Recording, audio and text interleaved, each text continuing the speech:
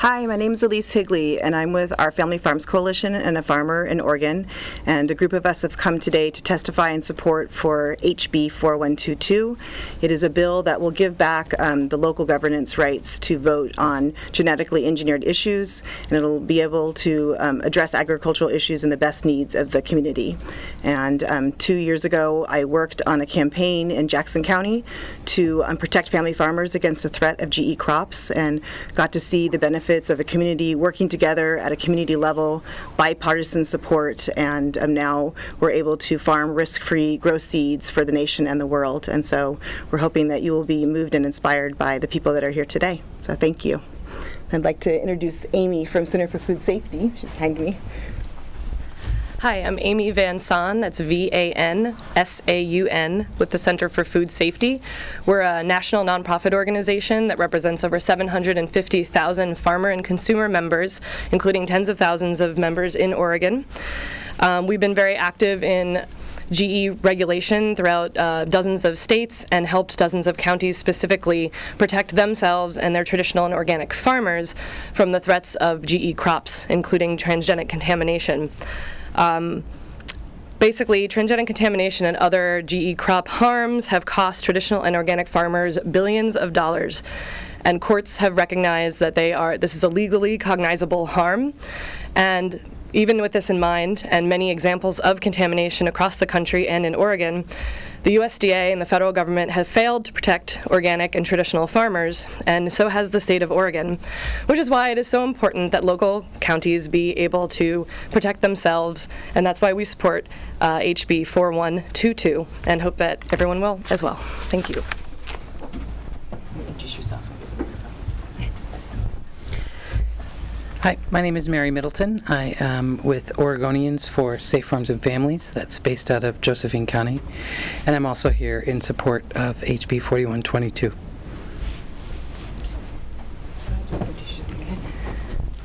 Good morning. My name is Era Atkins. That's A-E-R-A, Atkins. And I'm an organic farmer and also the representative for the Rockford Grange. We're the largest growing grange in Oregon. And I speak for both conventional and organic growers that are members of our grange, seeking to protect the biodiversity in the Hood River Valley. We're particularly concerned about the GMO apples and any cross-contamination from that. And we think it's vital that in the face of all the uncertainty around GMOs and all the uncertainty in other ways on our earth right now, that we protect these heirloom and traditional varieties that have stood the test of time. Hi, my name is Dr. Ray Seidler. I live in Ashland, Oregon. Part of my career I spent as a senior research scientist with the U.S. Environmental Protection Agency. As a senior research scientist, my job, my responsibility was biosafety considerations of genetically engineered organisms. Twice I wrote research plans for the agency that made recommendations for the type of research that needed to be carried out in the 1990s and early 2000s. And today, at our committee meeting, I'm going to talk about the topic of coexistence. Thank you. Support of the measure? My name is Ann Berblinger. That's B-E-R-B-L-I-N-G-E-R. I'm a farmer. Our farm is Gales Meadow Farm in Gales Creek, Oregon. I brought with me today some samples of some beautiful kale that we planted either last March or last August that's lived through our winter. The seeds for both of these are from Oregon companies, or from all of them are from Oregon companies. Wild Garden Seed is one and Adaptive Seed is another. This is an example of the kind of crop that is vulnerable to contamination by pollen from genetically modified crops. Now, in a former life, I worked in economic development. And one of the first things that you learn in economic development is the first principle of a strong, sensible economic development program is to work with and protect your own local businesses, particularly those that are information and intelligence-based, like seed companies, like seed breeding, and those that have a special advantage, competitive advantage, by being where they are. And it's just the worst kind of blunder to fail to protect these industries in order to accommodate industries that are just like what's going on everywhere else. So in order to, I think our counties have really good economic development programs. They should be able to protect their local seed companies, their local organic farms, and their local conventional growers who grow products for markets that do not care for GMOs. Thank you. My name's Jared Waters, 2 T's in Waters. I am a 7th generation Oregonian farmer, and I used to grow GMO crops. And after learning the risks of contamination and threats of the lawsuits facing my fellow farmers, I transitioned away from them, and I'm here today in support of House Bill 4122. I'm Chris Hardy, 4th generation farmer, originally from Iowa. I represent the Southern Oregon Seed Growers Association, grow herbs, vegetables, and seed crops in Southern Oregon. And in the early discussions in Southern Oregon how to coexist with the multinational company that was there producing GE technology, we had that process that brought dozens of farmers across Southern Oregon that were commercially producing seeds to sit at the table with the Swiss company, and had that process that was geared towards coexistence fail after many months with an attorney that Syngenta sent to connect with the farmers there to work towards coexistence, basically telling the farmers in the room that they working with the Seed Association was not in the interest of their business model. I, as well, had to destroy a crop out of concerns for potential for having a seed contract that I had set up over a year prior to, had to destroy that crop over concerns that that crop would be worth nothing. Understand that a biennial crop takes 2 years to produce, and only was it known when I reached out to the chemical company to have a conversation, did they tell me that they would be planting down the road from me and would likely, we would have some issues, and I instead planted something else that I knew had a fair market value, as my seed buyer told me that that they would not be able to buy my seeds if they had any trace of contamination in the seeds after testing them. I am here to encourage you to support House Bill 4122. Thank you. Well, good morning. My name is Don Tipping, and I'm an organic farmer, business owner, and plant breeder in Josephine County, Oregon. I have 7 Seeds Farm and Siskiyou Seeds, and we produce and distribute certified organic vegetable, flower, and herb seed nationally and internationally. I'm here in support of House Bill 4122, in part because I've lost money and contract growers of mine have lost money due to transgenic trespass from GMO pollen into our certified organic crops and those of our contract growers. And I want to advocate for regional autonomy of our agricultural communities to be able to determine fair and supportive agricultural regulations that encourages small-scale family farm agriculture. Thanks.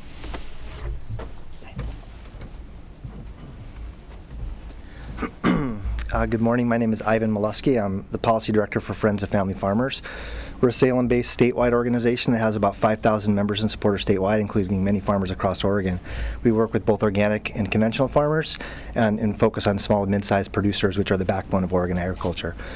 We're supporting House Bill 4122 today because we believe the state has failed in its responsibility to protect farmers from the risks of cross-contamination from genetically engineered crops. Most crops that Oregon farmers grow are not genetically engineered, but some of our most important markets are actually dependent on being non-GMO. As many remember, it was more than 2 years ago now that the legislature originally took away the rights of local communities to make these kinds of decisions. And they did so with some clear legislative intent. They said that they wanted the State Department of Agriculture to be engaged in finding solutions. Well, we've worked very hard over the last 2 years to try to find some of those solutions.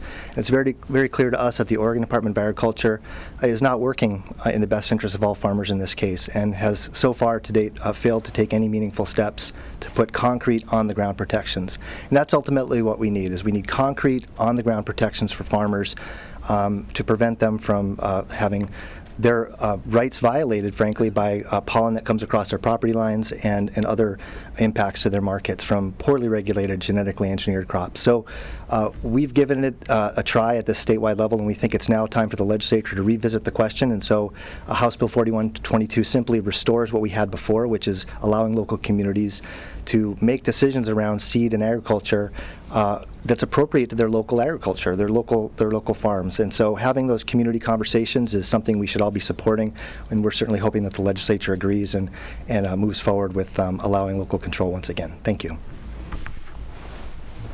Questions for the group? So just to summarize, today you'll see a lot of people here that are in support of agriculture and traditional seeds, and we're here on behalf of that, but we're also here on behalf of to explain that this bill actually doesn't really make anything happen. So it's not like the committee needs to decide today where they stand on GE crops. Are they for or against them? It's a really easy decision. What it is just bringing back local control and allowing communities to have the right they've had since the beginning of the foundation of Oregon to decide whether what's best for the agricultural community within our diverse realm of Oregon and agriculture. So we're really excited to share some of our stories, and then also just remind people that it's really a simple decision. It's where that decision process happens. We've seen it not progress for the last 2 years as a seed grower and a traditional farmer on our farm. Now that we're protected with a GE ban in our county, we can now grow and accept contracts without having the risk of being contaminated by GE pollen, and that is a big difference. So the last 2 years as farmers, we've had to kind of sit back with our hands tied and not take on certain contracts or risk our traditional seed supply waiting for the state to respond, and we just feel like this is a much more fair process. So we welcome any questions that you have for any of our panelists here. So thank you for your time. Are you aware of any counties that have local bans sort of in the queue, ready to go if this bill passes? I know that there is the conversation and discussion with farmers across Oregon, just because there is the real threat. Something I didn't mention is, so I'm from Jackson County. We passed a measure. We were actually sued by Monsanto based finance lawsuit, and in that we ended with a federal court case in our win, basically saying that the federal judge said, yes, GE crops are an economic threat to traditional farmers. And that was a huge statement. We all knew that as farmers already because we were losing business and not having the seed supply that we need across the nation. But to hear the federal court after hours and hours and books full of testimony, for him to acknowledge that was really setting a precedent. And so we appreciate that, and we hope that people will acknowledge that today. So what's your sense of what will happen if this bill passes? Do you expect to see other counties taking on this issue, and would they do it through a local ballot measure or county commission vote, or what do you think? So they would be, I think actually there's somebody that can probably fit more details, but I think it's really up to the local governance to decide on what to do on that. It can be creating a zone. It doesn't need to be a whole ban in a county. It can be using their best judgment of the agricultural needs of that community. Maybe they create a zone in that community. Maybe they do nothing. Maybe they embrace GE production in their county. So this bill doesn't really do anything. It just puts it back like it used to be 2 years ago, and how it has been before that. If anybody else wants to say something they missed saying, or? Well, I would just add to that. So Jackson County has its initiative, which has been upheld, also to be consistent with Oregon's right to farm law, which is significant. Again, this bill just allows local communities to have those discussions. The way the bill is written, it could be through voter initiative or through an action by the local government in that local jurisdiction. And so, those conversations can happen at the local level, and we're not, what the outcome is to those is really up to the local voters and the local governments as well. So in terms of, are we expecting more down the pike, I don't know the answer to that question. I think that all we're simply asking is that local community should have the option to be able to enact local protections. And the one key piece as well is those, to be consistent with this bill, those local protections have to be, or those local laws, if you will, have to be for the purpose of protecting farmers who are growing non-genetically engineered seed and crops. And so that's very significant, because part of this issue is that Oregon does have a very strong right to farm law, but you can't farm in ways that harms your neighbor. For example, having pollen cross property lines, causing them to lose markets. So that's why it's significant. What we've chosen to do is a measure here that would allow local measures to move forward that are consistent with right to farm. And I suppose to address that specifically from the perspective of a farmer, I feel like it's inevitable that other agricultural communities in Oregon will recognize the fact that transgenic trespass into conventional seed crops and organic seed crops is threatening the economic viability of those industries in our state. And we here in Oregon, we represent one of the most important regions on the planet for seed production. So we need to come up with a way to safeguard the existing seed industry and infrastructure, whether that's regulatory on a government level or through the Oregon Department of Agriculture. But as we've witnessed thus far, it's taking citizen initiative to stand up for Oregon's farmers. Do you have any other questions for us? So thanks again for your time. If you don't have any questions, we look forward to talking to you after the hearing. Thank you.